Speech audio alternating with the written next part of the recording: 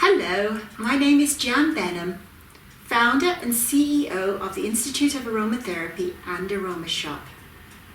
Today I would love to talk to you about using essential oils on your fur babies, specifically cats, dogs and horses. All my life, well, since I was 20 years old, I have used essential oils on my fur babies. So I have gained a lot of experience. And also, when I was in Toronto in the mid-90s, I had a shop called the Aroma Shop in an area called the Beaches in Toronto. And in that area, it seemed like there were a lot of people there had dogs. Everyone seemed to have a dog. And a lot of people there were also into natural products and ingredients. So it was a natural progression in my shop to sell, as well as selling skincare products and body care products for humans, we also had a line for the fur babies.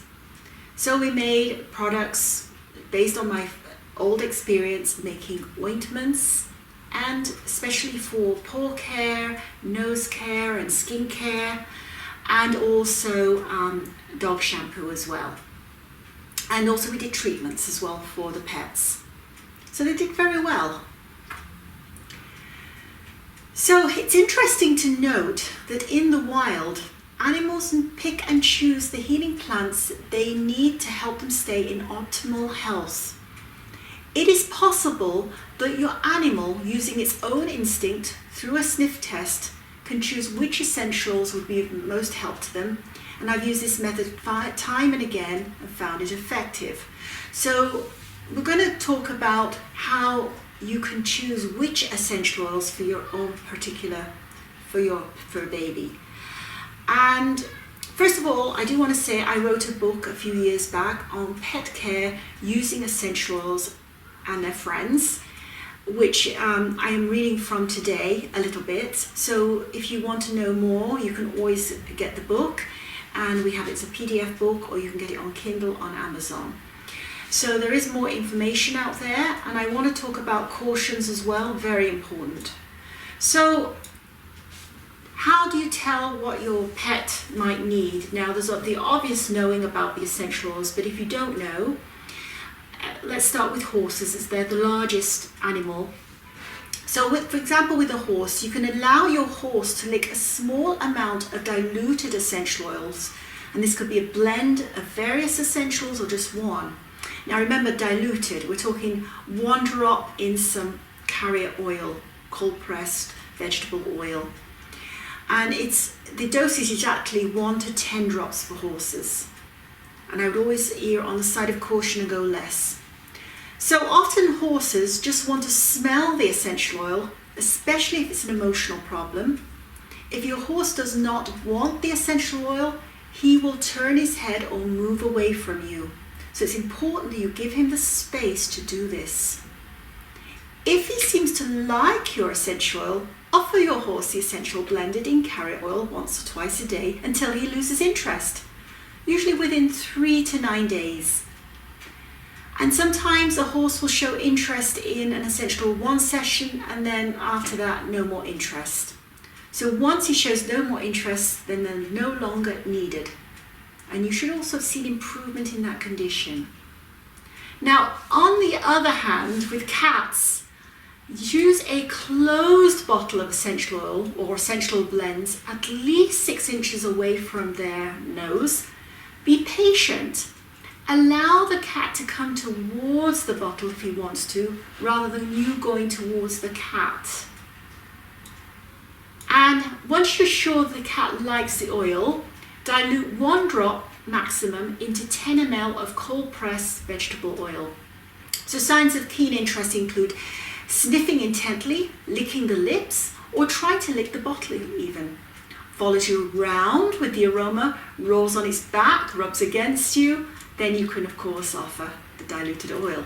Moderate interest would be a few sniffs and then walks away. Small sniff but return to the bottle. And then of course you've got no interest, which he turns away from the aroma, leaves the room. Do not use. Now dogs are somewhere in between, very similar to, we use the same method as for horses. And you always use less drops on a dog than you would on a horse. So your dosage would be anywhere from 1 to 6 drops per session. And always start with a small amount and work up. Now I'm going to work on the cautions first, because this is the most probably important part of this video, is the cautions. Okay. Now the first thing to remember is that animals have an extremely good sense of smell. So in most cases it's best to use oils that are diluted, and to always provide an escape route for your fur baby. If a pet does not like an essential oil, do not enforce its use.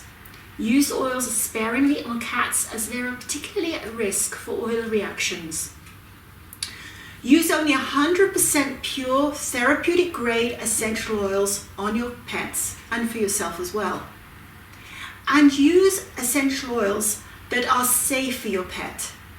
Essential oils such as cinnamon, clove, oregano, wintergreen, thyme, tea tree, I'll say tea tree again, birch, and any other oils containing phenol should never be used on cats, and with caution on dogs and horses, as these oils can cause liver and kidney toxicity. So please note that. And essential oils should not be used undiluted under the skin, except under the guidance of a holistic vet or an aromatherapist who knows how to use essential oils on fur babies. So that is a little bit on caution. Obviously, to dilute your essential oils before using them. So you're talking, a rough guideline would be 1 to 15 drops of essential oils to 15 ml of a vegetable oil. Sometimes essential oils can be used neat, but only if you really know about it. And use less amount of diluted oils on puppies and senior animals, those whose health is compromised. And never give essential oils internally, again, unless under the guidance of a holistic vet. And never use stimulating essential oils on pregnant pets, such as peppermint, rosemary, eucalyptus, tea tree, niaouli, on pregnant dogs, horses, or cats. And keep the essential oils away from children and pets. So that's just basic things. And other thing, I should do this as well. If you have an epileptic dog or horse, do not use rosemary, as it can trigger seizures. Okay, that's another one. Okay, and never use essentials that you do not know about on your fur baby. So, how to use essential oils, that's all again in the book, so you can of course apply. Now what I did, I'm going to talk now about the most useful essential oils. I'm just going to choose about 6, just because, and then you can of course find out more about different ones later. But these are probably my favorite 6 or 7. So the first one is carrot seed, and this is not to be confused with carrot root oil. Now, carrot seed oil promotes a healthy skin, coat and hooves in horses and dogs, and is anti-inflammatory, great for psoriasis and eczema, dry, flaky and sensitive skin. It can rejuvenate and stimulate tissue regeneration, thus effective for scar healing, and helpful to use if an animal has been physically or emotionally abandoned. So there's a lot of emotional things that essentials can help for. Now the other one that I like very much for animals, and I call it a must-have for dogs and horses, is Roman chamomile.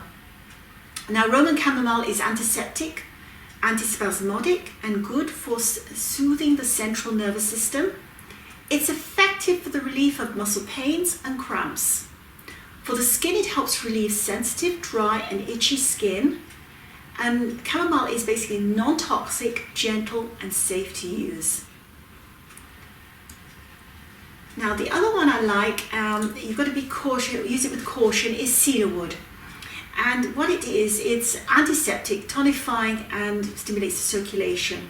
And it's good for the skin and coat conditioning, and good for eczema, psoriasis, and dermatitis of all types. But its main use would be in its flea repelling. So again, use less of it, but it is very useful if you do have that problem, or if your fur baby has that problem.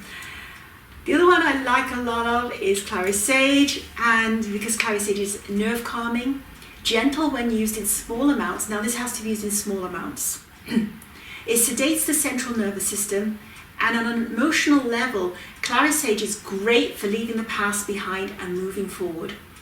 So know that if you get a rescue dog, that might be one of the essentials, along with carrot seed to use when you first get your fur baby. And the other one that I like a lot is helichrysum, and it's expensive, but it's well worth it. And helichrysum is also known as everlasting and immortelle. It's anti-inflammatory, analgesic, and has incredible rejuvenating effects for skin conditions and irritations. For example, eczema. Effective for healing of scars and bruises and for pain relief. And again, on an emotional level, it helps with bruised emotions and cuts through emotional blocks in a gentle way. So it's a very gentle essential oil. And then we have, I can't leave out lavender, although a lot of people do use lavender. Again, I would call this a must-have for dogs and horses. Lavender is calming and relaxing, and it's invaluable for many skin conditions because of its anti-inflammatory properties. It will also stimulate the growth of new skin cells, making it effective for cracked skin, eczema, boils, wounds, and burns. It is helpful for skin infection as it inhibits the bacteria while soothing the skin. On an emotional level, lavender eases anger and frustration. One thing that's not mentioned, one essential that is not mentioned in my book is essential of vetiver. And I have a customer who is buying it for her horse in Holland. And vetiver, I found, is very useful for calming a distressed horse and distressed dog. And she's found it invaluable. So she had a particular horse that was it gets highly wound up and wound up and what have you, and she uses one drop and massages it, or gets them just to smell it, and even just the smell of it calms the horse right down. So that's something that is not mentioned in my book. So next we're going to talk a little bit about some of the products that I teach you how to make in the book, and some of the case studies that we've had. So in the book, we explain how to make skin balms and shampoos and treatments. Now I'll just talk about three main products I think would be the best. As a cosmetic formulator, I have been asked by various companies, specifically a company called ProGroom, which is based in the UK, to put together a list of products for skin and paw and nose balms. So they're all balms basically, plus dog shampoo as well. And they're now doing so well, they're now branching into the USA. So I kind of wanted to share this. So this is, it's not obviously, I'm not giving you that particular recipe in my book, but there are recipes that you can use which will help your fur babies. So I just wanted to give you some reviews that are on Amazon to give you an idea of what you can help when you make these balms. Now these balms are made with basically calendula oil. Now calendula oil is an infused oil from the calendula plant, and it's absolutely fantastic in ointments, not just for animals but for humans as well. And it's been used for hundreds of years on cracked skin. So I use calendula a lot in my animal and my fur babies products. So they're all full of goodness. So the nose balm, for example, doesn't contain any essential oil. So one thing, another warning I do want to say is you would never apply essential blends to the nose area, the anus area, the mucous membranes. So anything to help with soothing the skin around the nose. Don't use the skin balm, which would contain essential oils. Use a nose balm, which would be mostly calendula oil mixed with something beeswax or candelilla wax, which is a plant-based wax. So going into the some of the reviews, talking about the skin balm. So one review was, I really wish I'd found this earlier. My dog has always had flare-ups in ears and would get steroid cream from the vets, which cost a lot, and only would last 4 weeks once opened. So I would have to rebuy every time the rash would appear. I have only been using this balm for 2 days and already has cleared up the redness, and he's not itching his ears. Amazing product. Number 2, my 7-year-old Shih Tzu had developed a serious skin allergy. This resulted in all the hair around the entire neck becoming hairless. It was on slightly and caused a serious distress. She scratched so much the skin became coarse and inflamed.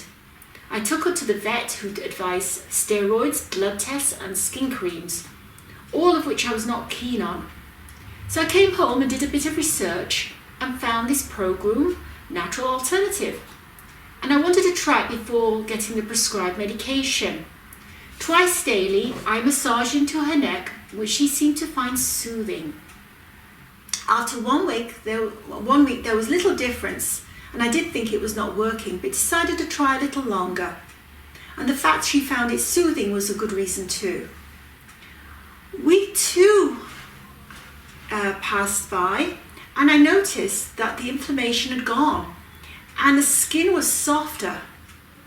Continued into week 3 and honestly had tears in my eyes when I felt hair regrowing. Was absolutely shocked, as my aim was to soothe the skin, as the vet had prepared me that she should be bald in that area. Well, now past week 4 and my beautiful girl has thick soft hair all around her neck. Everyone is amazed. Love this stuff. I'm so grateful we found it. Honestly has changed my fur baby's life for the better. And then we have a Paw Balm. Absolutely fantastic. I've only been applying this to Millie's paws for a week and already I can see an amazing improvement. The pads are feeling so much smoother and the horrible crusty edges are gradually disappearing. Millie's paw pads are so much better. Highly recommended.